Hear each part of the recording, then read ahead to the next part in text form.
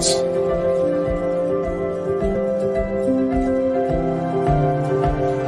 It's about hard work,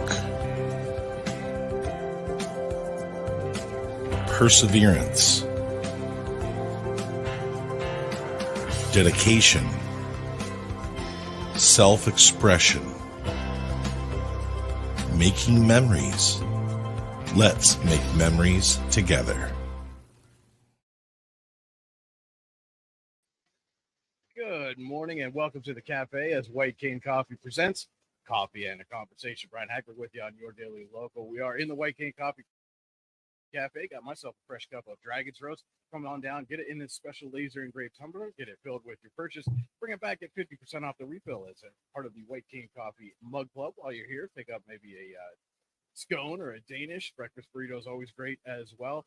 And if you can't make it down to the cafe, that's no problem. White Cane is also available on DoorDash. Just place your order, have your favorites delivered right to your door.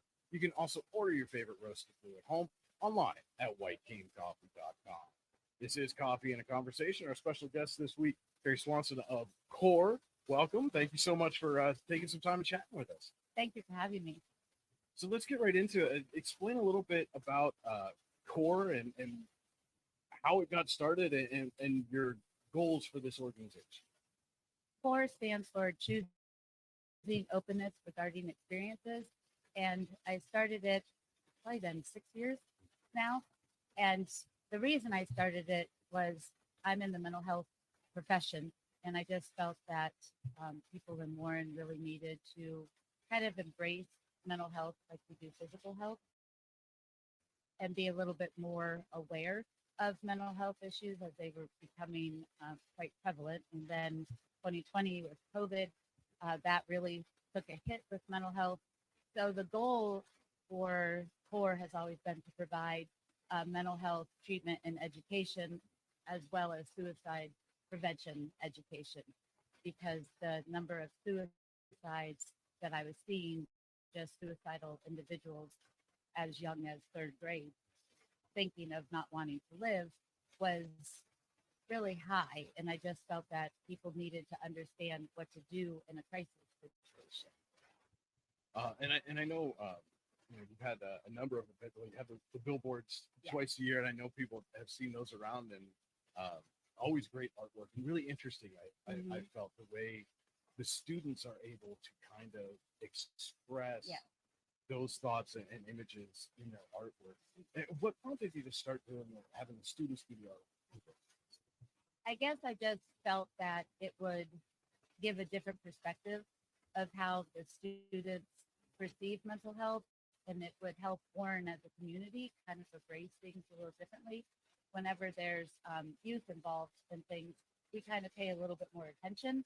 And I just felt that giving them the opportunity, we have a lot of untapped talent in this community as far as the arts, and to see what our local schools produce in the art department is pretty remarkable. So that has been really a fun thing. The first year we got maybe 10. The second year we got almost 30 submissions. So the word really got out in terms of wanting to do that. And then I started doing it with September. September was hard because kids would go back to school in August, and I wasn't prepared for that. Right. So now for the May submission, they submit both May and September. So then the committee that judges or decides, we pick 6 of those. And I'm hoping to increase, I would love to increase it to 10. Yeah. And this year we actually had Snell's donated to be able to sponsor a billboard for Sunday. So people can do that as well. So that was neat. But the billboards are something that is really special and something that will hopefully continue. Yeah, and and it's interesting to me because especially in May and September, I'm doing a lot of traveling for our sports site, and so I get to see almost all of them. I think at one point or another, traveling around through the county, but just to see the different, how vastly different from one kid to another, and how they express and what their thoughts are. Like you said, especially with the youth, and seeing kids as young as third grade, just having those kind of ideations, and talk a little bit about what you saw from a mental health perspective, like you said, when the pandemic hit. I'm sure it wasn't just like all of a sudden. Was it a slow build kind of? Here's one, here's another. Oh my gosh! Now we're starting to see a trend. Well, it was the isolation. The here we had kids that were so vibrant and so outgoing, and then all of a sudden the world closed and they weren't in school and sports got shut down, and it was that, what do I do? I don't know how to be isolated. I don't know how to not be around people. And then those who didn't want to be around people then got further Right. isolated. So it was really an effect that was awful to see. And I don't think we're done seeing it, honestly. I think in years to come, we're going to really see the effects of what the pandemic did as far as mental health. And the thing that was really hard, I think, is when you think about the little kids in elementary school who went to school with masks and never knew anything else but masks. They couldn't do the facial expressions. They couldn't understand the nonverbal things. And so that has a toll on mental health as well, because they couldn't see happiness, sadness, anger. None of that was revealed with a mask. Well, like, I mean, we talk in the physical health, right? When you go to the hospital, they've got the poster, that has the facial expressions on it, and well, tell me how you're feeling based on this. And now like you said, it's they're not maybe sure, and because they're so young, they can't necessarily verbalize. So it goes right from the mental to the physical in some instances. And the hard part with that too is parents are really leery to talk about what those inner thoughts might be for kids, especially with those who are struggling with, do I want to live, do I not? And we know it's out there with social media. Right. So parents have to be able to address those things, because kids are afraid of that when they have those thoughts, but they don't know how to communicate it. So we have to learn to ask the question. And that's the big thing that CORE encourages people to do, is learn QPR, which is question, persuade, and refer. And that's one of the things that CORE offers. And I've done a lot in the community for that, but it helps people to understand what to do in a mental health crisis, just the same as if somebody were choking and you had to do CPR before an ambulance came. It's the same sort of thing. So it's making people feel comfortable with asking that question. And a lot of times people think that they're going to plant the seed for suicide if you ask the question, and that's not true. That's a myth. So just making people feel comfortable and being able to say, what are your thoughts like? Or even for little kids, whoever sometimes wish you didn't wake up in the morning. It's a little more subtle, but it lends you into their thoughts. Well, and you talk about, parents got to are in the best position to have those conversations, because like I know, with my kids, especially, now they're a little bit older and they're able to verbalize a little bit more, but when they were younger, they're still learning how to express with words what they're thinking and feeling. And as a parent, because you've been there, from day one, and understand how that verbal evolution has occurred, you're in a better position to understand when a kid maybe says something that you're like, that's not right. That's not typically what you would say, as opposed to even a mental health professional wouldn't necessarily know for that individual child. Right. Hey, this is not something that is typical for them to express, and is maybe concerned. Yeah, absolutely. And so how would you maybe help parents to get a better understanding of how to have those conversations, and maybe get past that fear of having that conversation? I think it starts with feelings. I think it starts with talking about feelings, and it also starts with demonstrating your own self, of what you're feeling, and expressing that in front of your children, so they know that feelings are okay to talk about and negative feelings are okay to talk about. Sometimes people don't like to talk about not liking someone. We should like everybody. Well, we're not going to like everybody. So we do have to own that and be able to say, what do you do when you don't like somebody, or what does that feel like? And start to really help kids understand their feelings. And then if they are sad, being able to rate. I like to rate things with kids, like on a scale 1 to 3, even Right, with yeah. little kids. 3 being I'm really, really, really sad. 1 being I'm not sad at all. Those rating scales sometimes are good for kids to be able to talk about it, and then saying what would make the 3 go to a 1. Right. What can we do to decrease that? So those types of things I think help parents to kind of gauge that a little bit better. It's interesting that you mentioned that hey, we're not going to like everybody and not everybody's our friend, and how that's kind of counter really to what what they're doing in education now, and then especially in the the preschool to younger elementary, where it's like, okay, friends, let's get all our friends, and and I understand they're trying to encourage everybody to like each other, but I know my first grader has come home a couple of times, and and she's like, well, they're all my friends, and it's like, okay, but how many of them do you play with? Right. Right. Who do you talk to throughout the day? Right. Those are the ones who are really, your friend. And we do it in the context of like, if she wants to invite kids to a birthday party or something like that. And it's like, okay, well, why do you want to have this person? Oh, well, they're my friend from school. Okay. Did you play with them at recess? No. Did you talk to them in class? No. Why do you want them to come? Right. Right. And it's good for them to know to be nice to people, but also that if someone's not nice to you, you have to learn and talk with your parents about how to handle those things so that you're not feeling bad about yourself and nervous about talking about it. And obviously this is not just with kids either. I mean, everybody, as you mentioned, during the pandemic, especially, probably in some way, shape, or form, feeling some form of isolation. And now that we're past that point, physically, hopefully, we're not going to go back anytime soon. What kind of resources are there available for people who may be having trouble reintegrating themselves back and getting out of that situation? We have a lot of resources in Warren as far as behavioral health and mental health. Sunrise Collaborative, Family Services, Beacon Light, CORE offers services of in-home. I have helped people in crisis situations. It's difficult sometimes to get into mental health treatment immediately if you're not going to the hospital. So being able to be that interim for people is something that CORE does provide through funding. And it's a free service to people so that they're not feeling alone with that.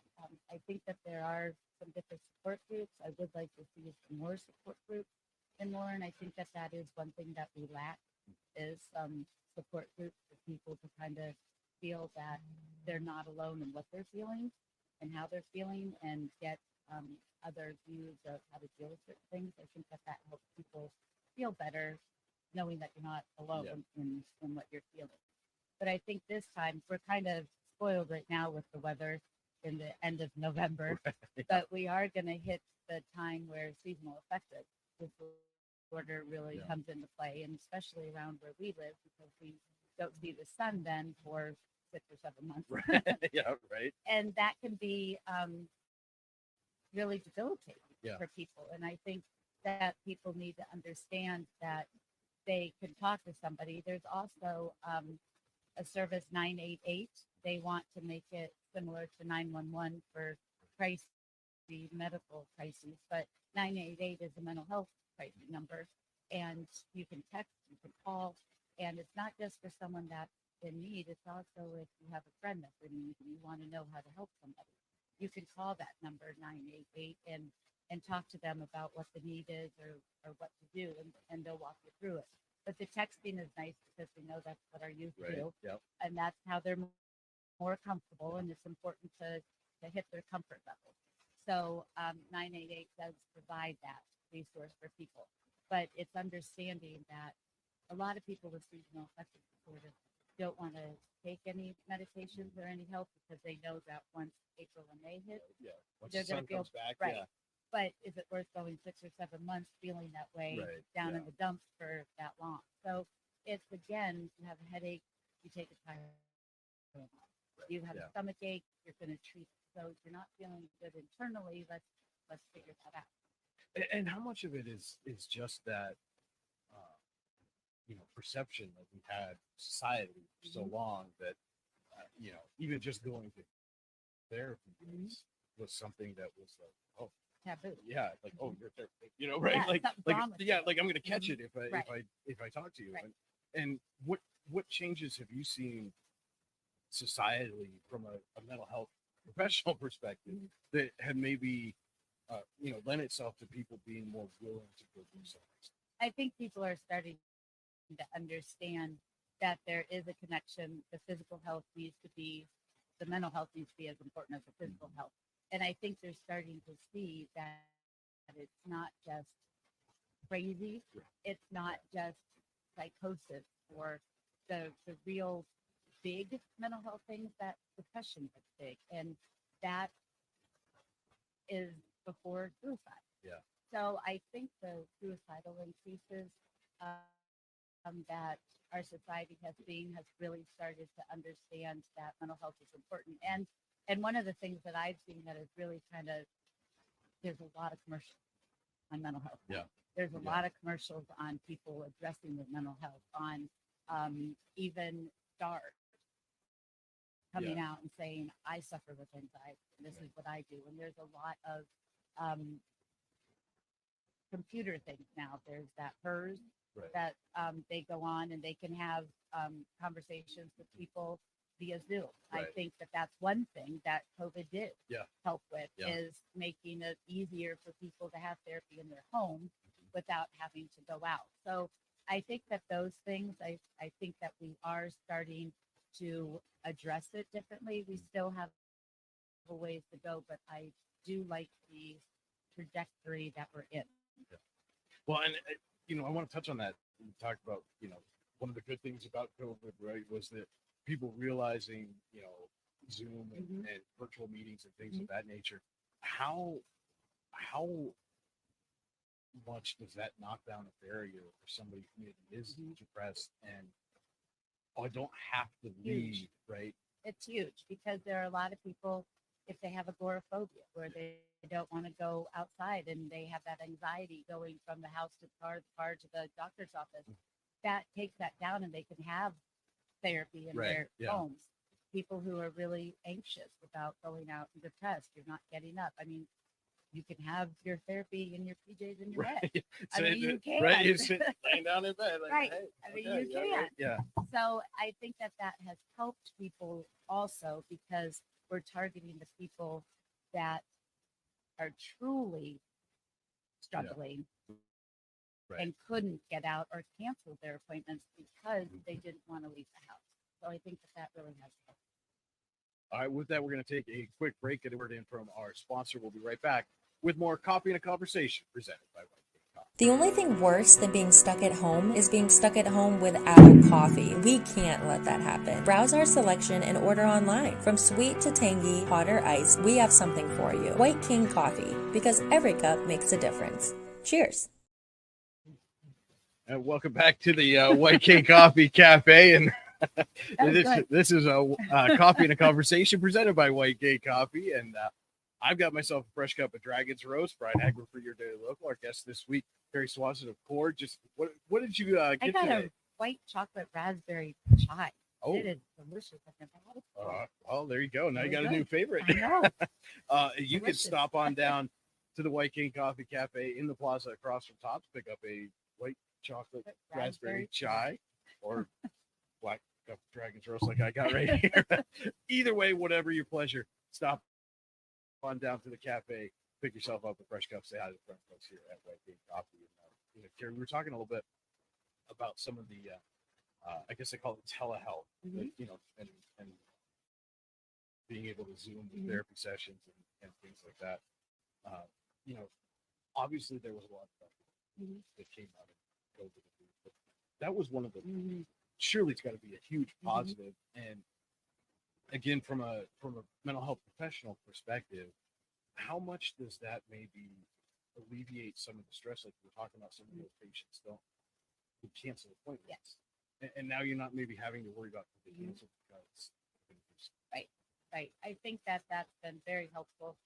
I know in the jail too, we still are using some telehealth to be able to provide those services. So I think that it helps people feel that they can get the help that they need, and it's not a barrier anymore of I can't make my appointment and I can't make my appointment because of the mental health. So I think that that has really helped people be more attentive to their mental health. well, and it, you hear so often, things like phrases like break the cycle and things like that, but and especially like you mentioned for somebody maybe with agoraphobia. Okay, I've taken that step and I've called it and made an appointment, and the date comes and and then they call and cancel. And how beneficial is that?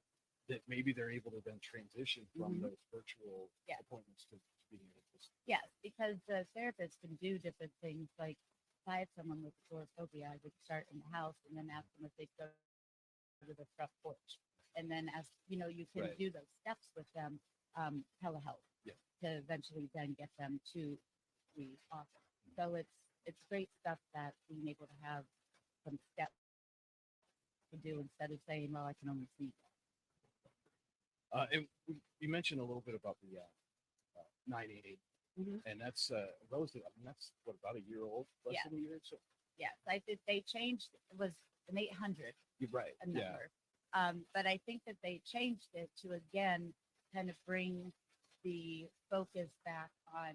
We have 911. Now we have 988, so it's easier to remember, and it also makes you realize that it's crisis. And normal.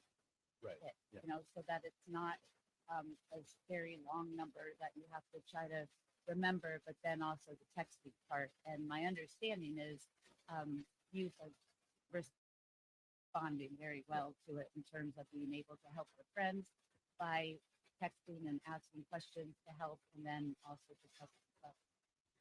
It's interesting because again, especially on the sports side, I think we're dealing with a lot of that, multiple generations, right? Like when we talk to coaches, so many of them want to have a phone call, then when we talk to the athletes, text, right? And it's just one of those things that I think maybe we don't necessarily realize that to help them, we got to meet them more. Absolutely. And I think that it is absolutely generational. Yeah. And so what have you seen, within the profession, the response to 988 and how beneficial?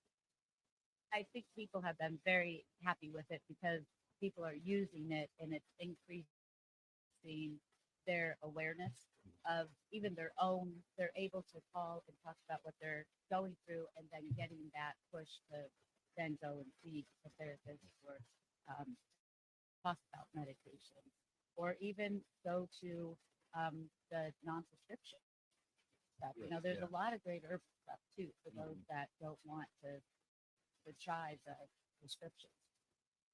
And so obviously, like you mentioned, we're approaching it's hard to believe we're I know. coming up on the end of November already, and Thanksgiving just less than a week away now, and Christmas right around the corner. And obviously most people, when you come around this time of year, friends, celebrations and stuff. But for a lot of people, this is that time of year, not just the seasonal affected, but just that holiday season, where maybe they've lost their loved ones or they're feeling and it leads to an increase. What are some of the resources that are available for some of the people, especially this time, maybe interested? I think again, the 988 number, and then reaching out to the local therapists, organizations. Volunteering is a great thing for some people who are feeling lonely. It's hard sometimes for them to do that, but volunteering is really a great food drive.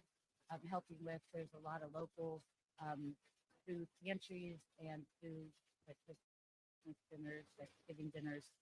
Sometimes when we give ourselves to other people, that helps us feel better too. So I think that all of that is good stuff for people to do. But just being aware of how they're feeling and having someone that they can talk to about that, of that maybe this is going to be a different kind of Christmas. My feelings are different about this, and us as friends and family recognizing that and not putting expectations on other people, that we know that there's been a life change that has happened, or that we're recognizing behavioral changes. Yeah. And so really it's kind of important, for example, to say, when you have a friend that you talk Mhm.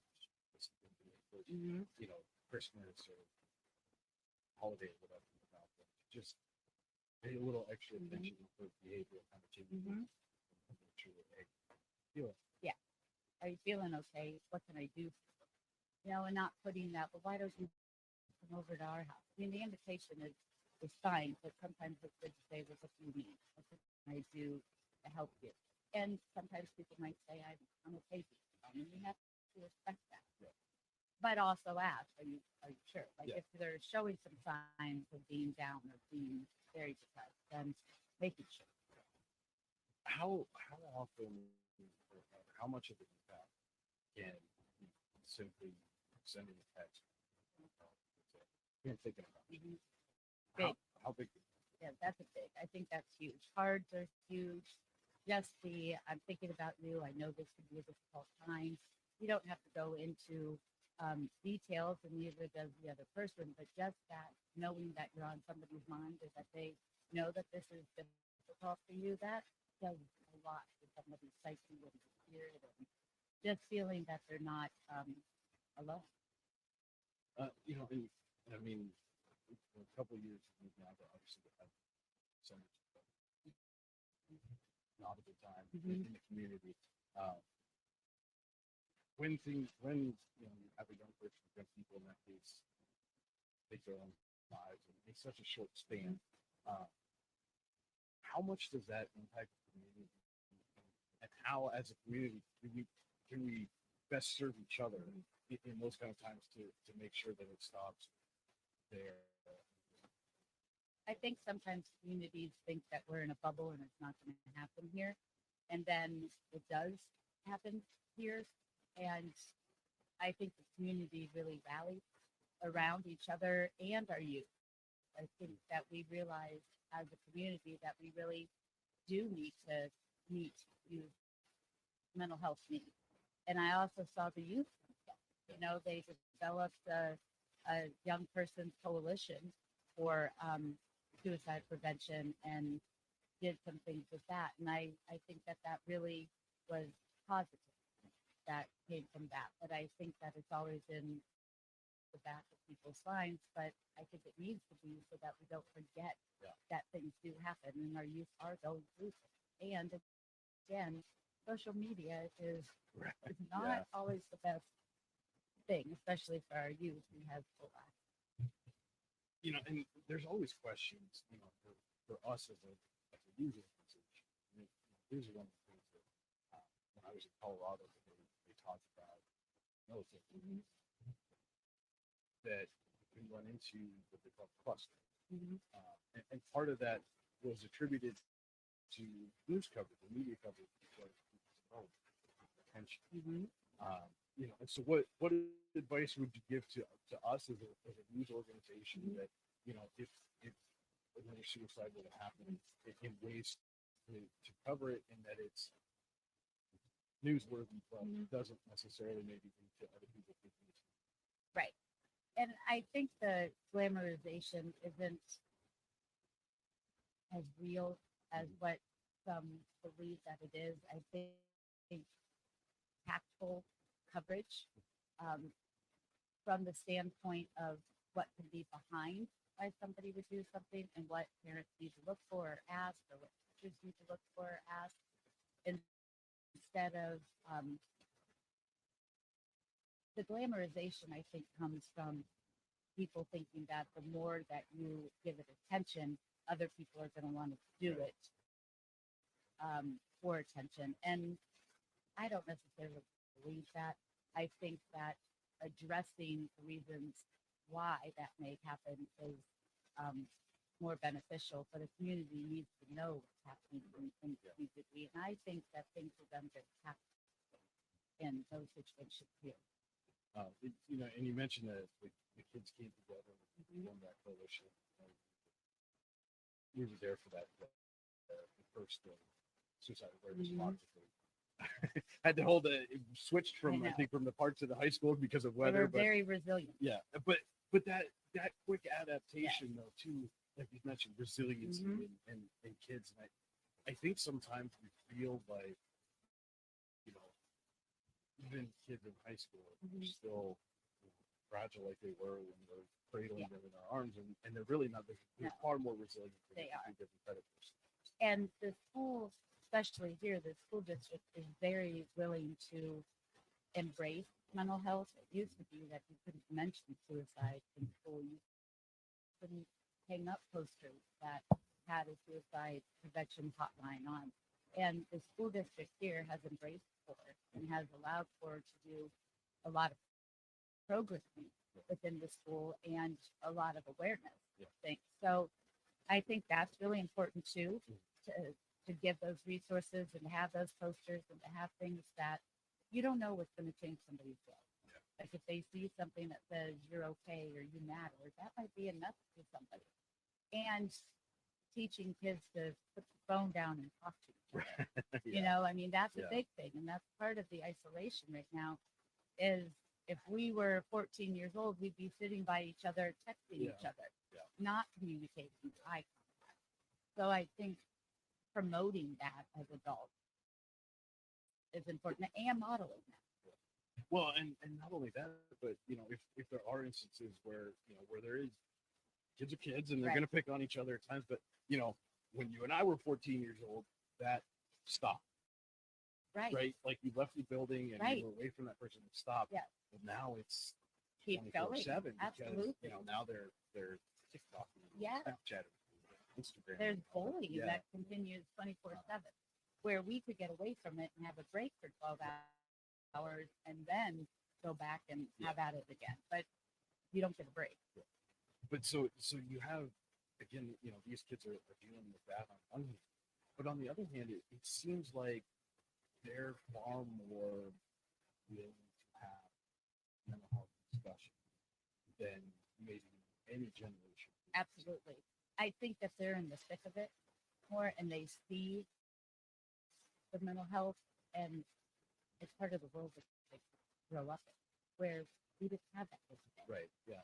But I think that they see that and social media shows that. There's a lot more of that happening in social media and people are talking about it more than they ever did in the generation. So I think that that's important. And I do think that our younger generations are much more open, tolerant, accepting than past. It's almost like that catch-22. It lends itself to that you don't get away. Yeah. If there is negative, but on the flip side, it has opened the door to there are all of these resources available, and they're available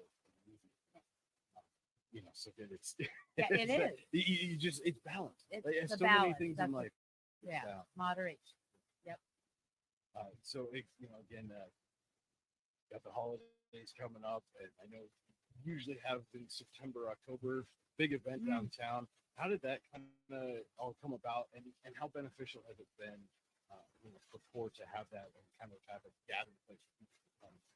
Unfortunately, this year we weren't able to have it. We will be back at it next year, but it's a nice thing because the community just kind of gathers together, and there's remembrances of people and just being able to again talk about things that are happening. I think it's been good. People have asked about it. A lot of people missed it this year, so that was nice. The local YMCA has been tremendous support of CORE, and we did still do our basket raffle there.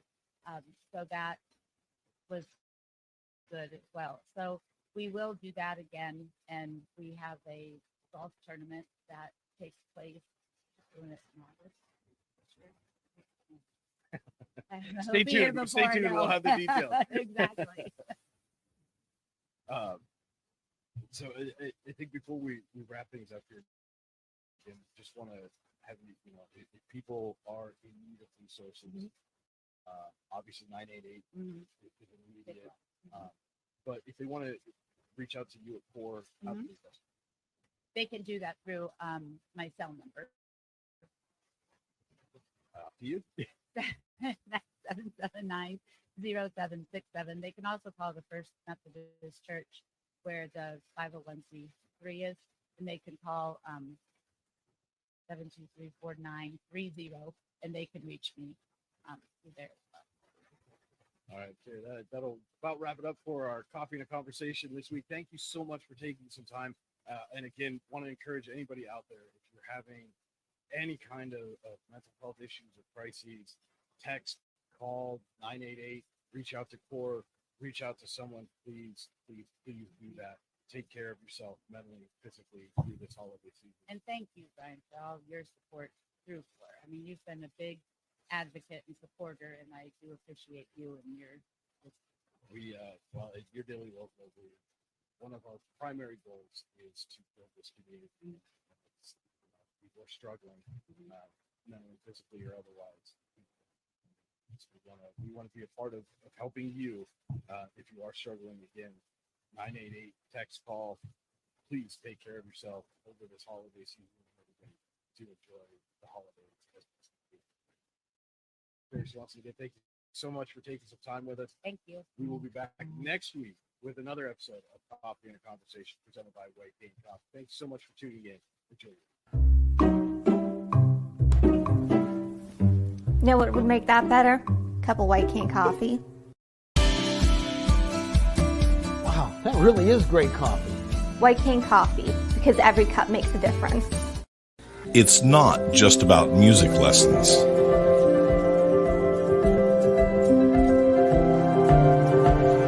It's about hard work, perseverance, dedication, self-expression, making memories. Let's make memories.